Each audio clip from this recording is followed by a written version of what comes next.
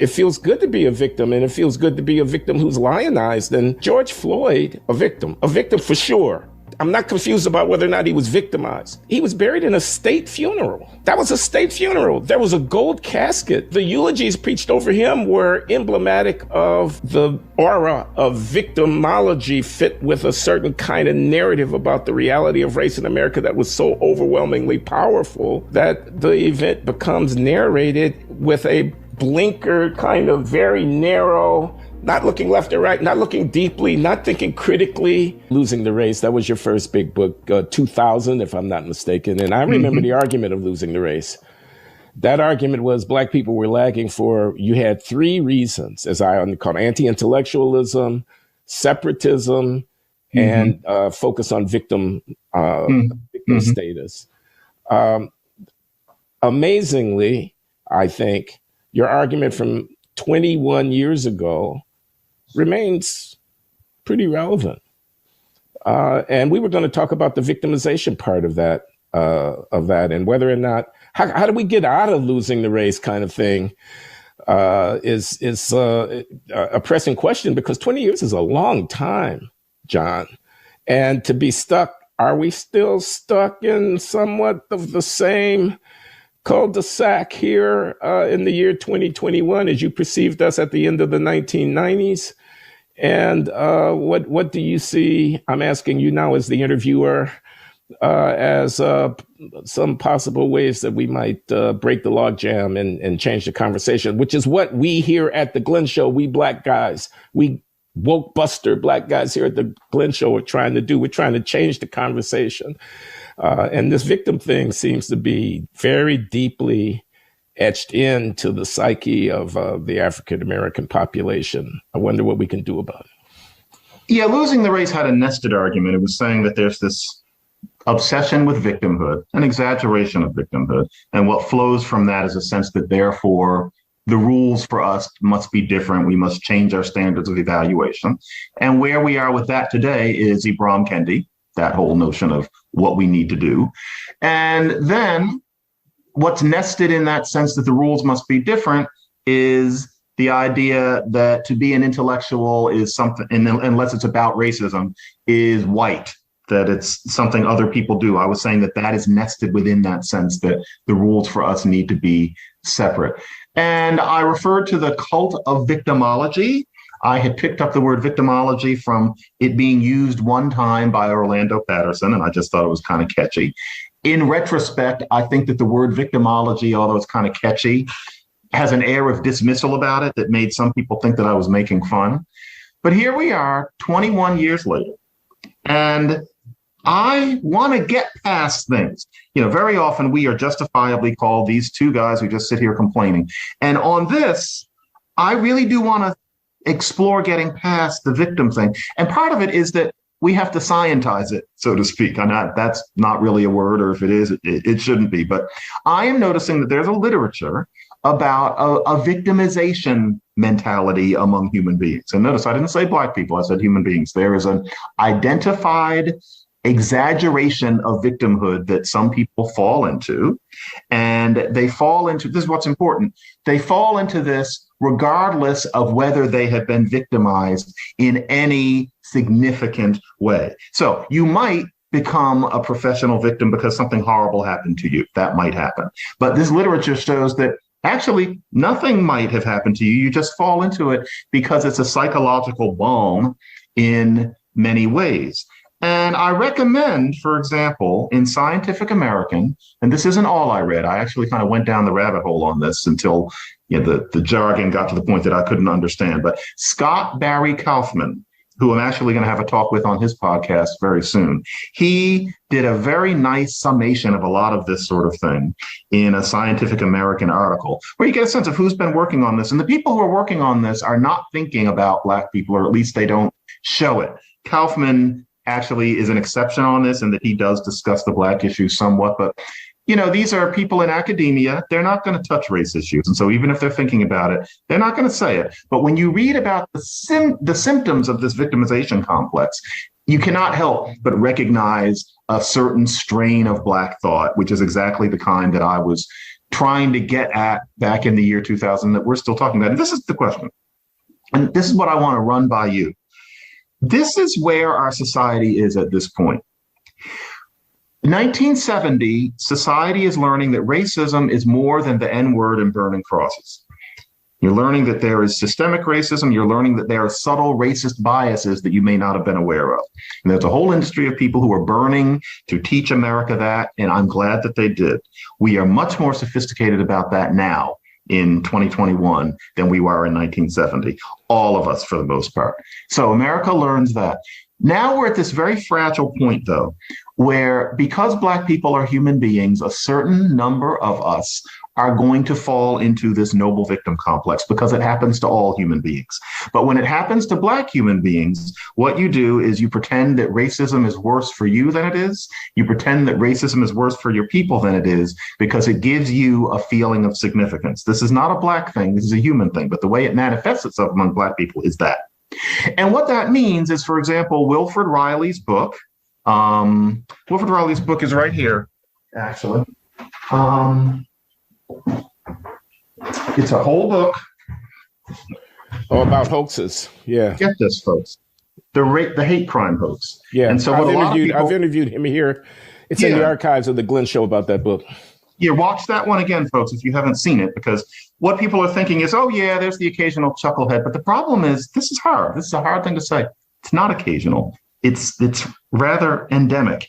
There's a great deal of this kind of exaggeration, enough that could fill that book and enough that what you see, all of us are thinking it sometimes. A lot of these people are exaggerating. You know, it's not that there's no racism.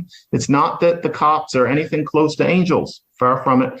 But there's a lot of exaggeration. And the question is why? And you can't just throw up your hands. Maybe you're more interested in other things.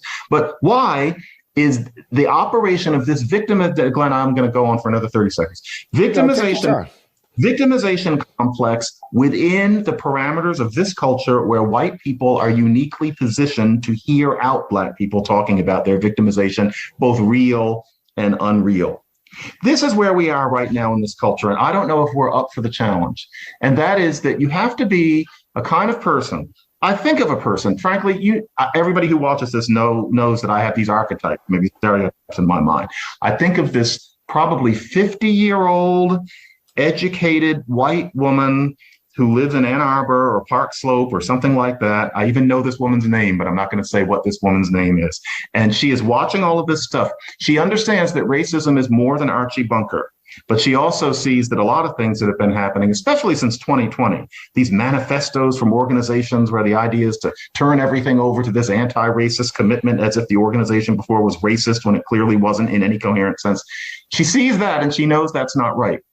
That woman's challenge, and it's not only women, but I just think of a woman, that woman's challenge is to identify at what point she is comfortable saying to Black people who make these kinds of claims and white people who make it on our behalf, no, because some of this stuff is based on a frame of mind that human beings can fall into that is not engaging reality, and all psychologists know it, and you can't pretend that Black people are exceptions because of slavery, Jim Crow, and redlining. We're not exceptions. It happens to us too. And what it means is that we have to face that this is real, that this is not just the occasional person, that there's just some of that. It's real. It's a problem. A great many Black people are exaggerating in a way that deserves to be dismissed. I'm so sorry. Dismissed. And white America is at a point where it has to understand at a certain point, you have to have the spine to say no. And I'm thinking that if we think more concretely about this victimization complex, we can do that. The idea is not just to say, you people are stupid, or we're not going to listen to the concerns of you people. The idea is to understand what the symptoms are of this victimization complex, as opposed to observing genuinely grievous and fixable things in a society. Glenn, do you think that society can do that? Because I think that's what the issue is, knowing where a certain line has to be drawn and acknowledging that Black people can be noble victims, just like people in Malaysia, Australia, or, you know, a white upper middle class suburb. It manifests itself among Black people in something that's creating this very challenging moment on what's being called a racial reckoning that is too often just a racial blackmailing. And everybody knows it, and everybody's afraid to do anything about it. Are we up to it? No. I think we're going to persist in this mode for a while. I think you put your finger on the central point right at the end. It's a racial blackmailing. It's a power move. This is power that we're talking about here.